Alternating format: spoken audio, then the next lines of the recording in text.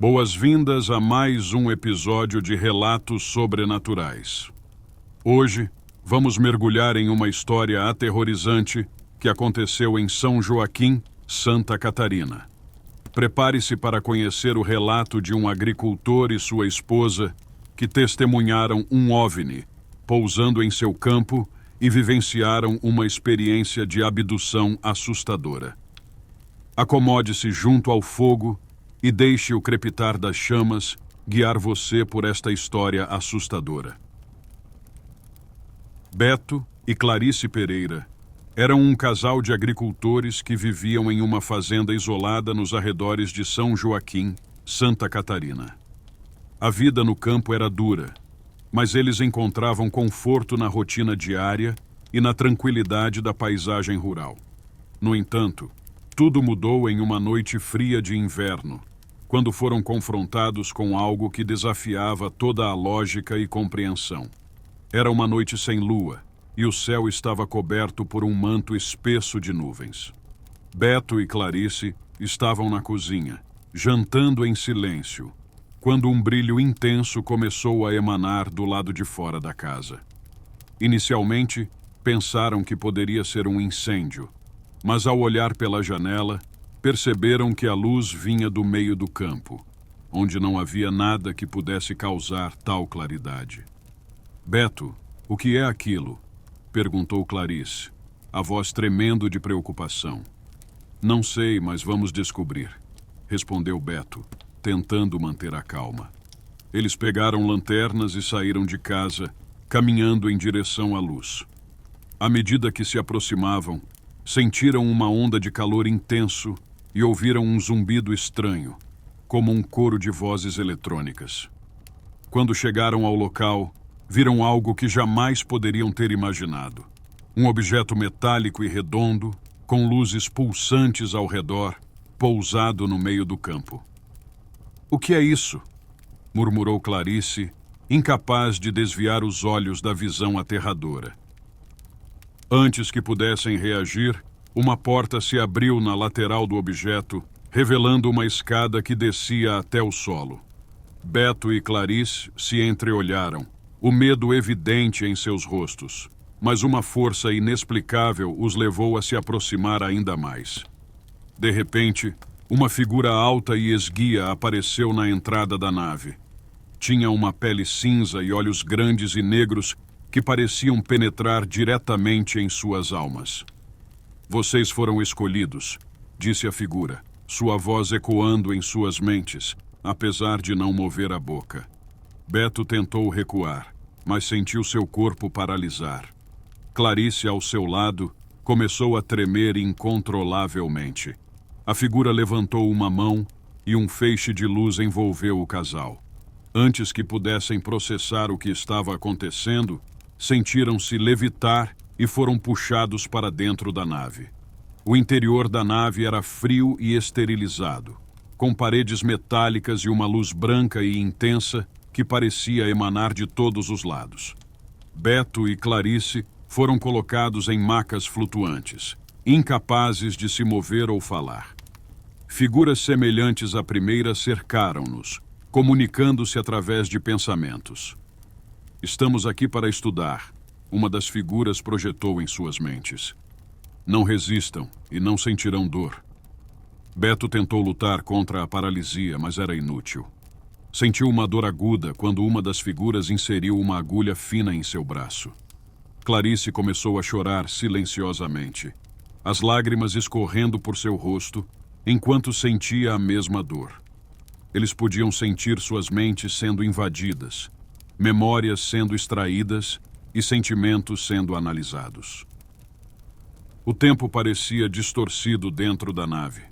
Não sabiam quanto tempo haviam passado ali, mas cada momento era uma eternidade de terror e impotência.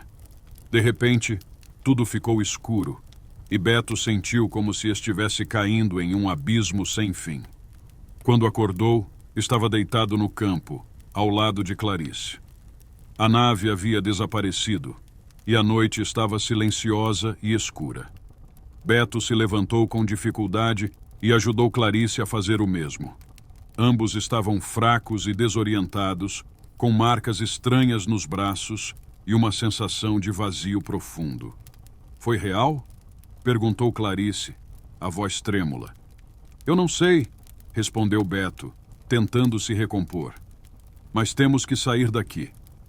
Eles voltaram para a casa, onde trancaram todas as portas e janelas, tentando encontrar alguma segurança.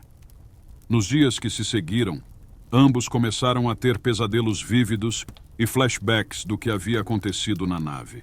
Sentiam-se observados, como se estivessem sendo monitorados constantemente.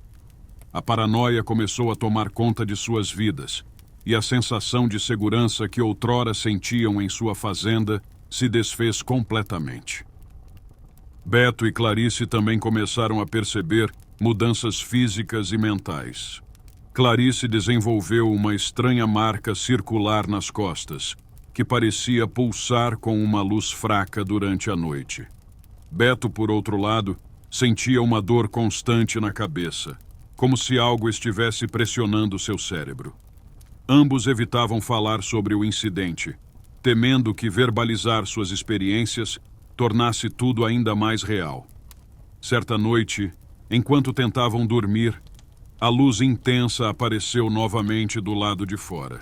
O som do zumbido eletrônico ecoou pela casa e Clarice acordou com um grito. Beto correu até a janela, mas desta vez não viu nada. A luz desapareceu tão rapidamente quanto surgiu, deixando-os em um silêncio opressor. No dia seguinte, decidiram procurar ajuda. Visitaram um médico na cidade, mas ele não encontrou nada de anormal em seus exames, exceto pela marca nas costas de Clarice, que não pôde explicar. Buscaram então um especialista em fenômenos paranormais, um homem conhecido por sua experiência em casos de abdução. Ele os ouviu atentamente e, ao final, recomendou que se mudassem para longe da fazenda. Essas entidades geralmente retornam aos locais onde fizeram contato inicial, explicou o especialista. Vocês precisam sair daqui se quiserem ter alguma chance de escapar. Apesar do medo crescente, Beto e Clarice decidiram ficar e lutar. Armaram-se com câmeras, sensores de movimento e armas improvisadas, determinados a registrar qualquer nova aparição e, se necessário, se defender. No entanto, a sensação de estar sendo observados nunca desapareceu. Uma noite, enquanto monitoravam os sensores, os alarmes começaram a disparar. Luzes vermelhas piscavam freneticamente, indicando movimento no campo. Beto e Clarice correram para fora, armados com lanternas e facões. A luz intensa surgiu novamente, mas desta vez parecia mais próxima e ameaçadora. Vamos pegar você! Gritou Beto, tentando soar corajoso, mas sua voz traía o medo. De repente, uma figura esguia e alta apareceu no campo, seus olhos negros brilhando na escuridão. Beto tentou avançar, mas a criatura levantou a mão e uma força invisível o lançou para trás. Clarice gritou e tentou ajudar Beto, mas a mesma força a imobilizou. A figura começou a se aproximar lentamente, e a luz ao seu redor pulsava com uma energia sinistra. Vocês não podem escapar. A voz ecoou em suas mentes. Vocês são nossos. Beto e Clarice sentiram-se paralisados, incapazes de reagir. A figura estendeu a mão e tocou a testa de Beto, enviando uma onda de dor excruciante por seu corpo. Ele gritou, mas o som foi abafado pela força invisível que o prendia. Clarice tentou lutar, mas foi inútil. Sentiu a mesma dor quando a figura tocou sua cabeça, suas memórias e pensamentos sendo invadidos mais uma vez. De repente, tudo ficou escuro. Quando acordaram, estavam de volta ao campo, mas algo havia mudado. Clarice percebeu que a marca em suas costas havia desaparecido, mas uma sensação de vazio persistia. Beto sentiu como se parte de sua alma tivesse sido arrancada. Nos dias que se seguiram, os pesadelos pioraram. Clarice acordava no meio da noite, gritando e chorando. enquanto Beto se tornava cada vez mais silencioso e recluso. A paranoia e o medo constante os consumiam, e a sensação de estar sendo observados nunca os deixava. Um mês após o segundo encontro, Clarice desapareceu misteriosamente. Beto acordou em uma noite fria e encontrou a cama vazia. Procurou por toda a casa e pelos arredores da fazenda, mas não encontrou nenhum sinal dela. Desesperado, ele voltou ao campo onde tudo começou e, ao olhar para o céu, viu a luz intensa novamente. Desta vez, ele não sentiu medo, apenas uma estranha resignação. A figura esguia apareceu novamente, seus olhos negros brilhando com uma intensidade ainda maior. Ela está conosco agora.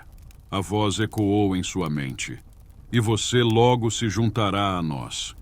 Antes que pudesse reagir, Beto sentiu seu corpo ser puxado para cima, como se estivesse sendo sugado pela luz.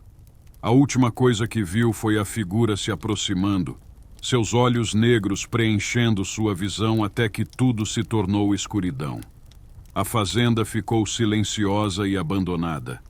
As poucas pessoas que se aventuravam por aquelas terras evitavam o campo onde Beto e Clarice desapareceram.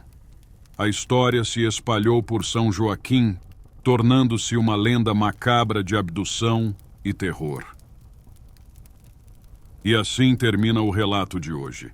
Espero que tenham sentido a mesma tensão e mistério que Beto e Clarice sentiram naquela noite. Até o próximo episódio de Relatos Sobrenaturais, onde novas histórias assombrosas esperam para ser contadas.